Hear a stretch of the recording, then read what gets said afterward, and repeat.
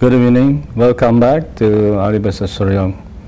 Tonight, we have a session tonight with Mr.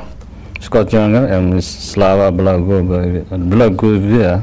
I didn't write the spelling. Welcome to the studio. Yes, nice. And Scott, welcome back. Scott, thank you very much. You are very popular on this QTV show. Well, popular might not be the right term. Well, for your information, if some of you have not noticed this, there's going to be Infrastructure Asia 2010 conference and exhibition in Jakarta on the 14th to the 17th, I believe. And this is the main reason we have this program tonight. And we have the honor to have Ms. Slava Blagovia, the Managing Director of first Infrastructure Asia 2010, Scott Younger here. We have the Chairman of Glendale Partner, Nusantara Infrastructure, and Vice Chairman of Eurocham.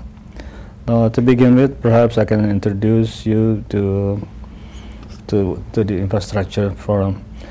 As I understand, in Indonesia, there are many such conferences before. If I can recall, that was in 2004, was it? 2005, 2005. Yes. Is this a continuation of that It program? is a continuation of the series of conferences and events in infrastructure in Indonesia. Of course, there is a difference between the events before and the event that will be organized this April, just because this one now is dedicated to the whole of Asia Pacific. All right. It is not only infrastructure Indonesia, it is infrastructure Asia Pacific. And it is with the support, it is hosted by the government of Indonesia, and it is organized with the support and auspices of UNISCEP, and in association with World Bank and Asia Development Bank. That means that we expect foreign delegations, which was not the case during the previous events. Right. We expect that the previous one that UNISCEP organized was in 2007 in Seoul, where 20 foreign delegations visited.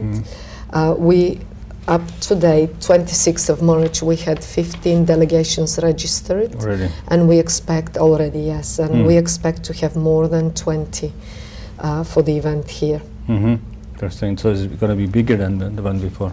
It will be definitely bigger than the one in Seoul. As an event, the size will be probably over the size of Infrastructure Indonesia that was organized previously by our company as well. By your company. Well, it should be, if I may come in, because I was quite involved in the previous ones.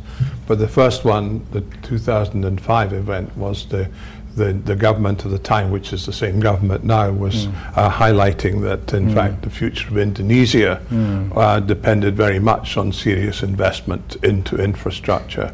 And there were a lot of people came to that just to hear the story. Just an appetizer.